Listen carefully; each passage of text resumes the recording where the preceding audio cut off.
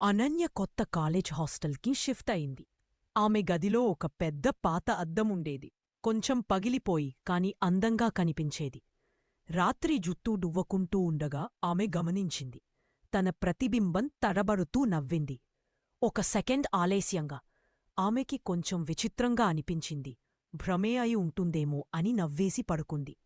రోజులు గడుస్తున్న కొద్దీ ఆ అద్దం విచిత్రంగా ప్రవర్తించేది. అనన్య చేతిని ఎత్తితే అద్దంలో ఆమె ప్రతిబింబం ఒక క్షణం తర్వాత చేతి ఎత్తేది. కొన్నిసార్లు ఆమె అద్దం ముందునుంచి వెళ్ళిపోయాకూడా ఆమె ప్రతిబింబం ఇంకా కదులుతూనే ఉండేది. రూమ్మేట్ ఈషా నవ్వుతూ అంది, బహుశా నీ అద్దం నిన్ను చాలా ఇష్టపడుతుంది. కాని ఆ రాత్రి ఈషా ఒక్కసారిగా అరచింది, నేను చూసా, నీ వెనకాలెవరో నిలబడ్డారు. అనన్య వెనక్కి చూసింది. అక్కడ ఎవ్వరూ లేరు. కాని అద్దంలో మాత్రం ఒక నీడ ఇంకా కనిపించింది. మరుసటిరోజు అనన్య ఆ అద్దం మీద చీర కప్పేసింది. రాత్రి నిద్రలో ఉండగా ఒక మెల్లని స్వరం వినిపించింది. అది ఫుసులాడినట్లు అనిపించింది.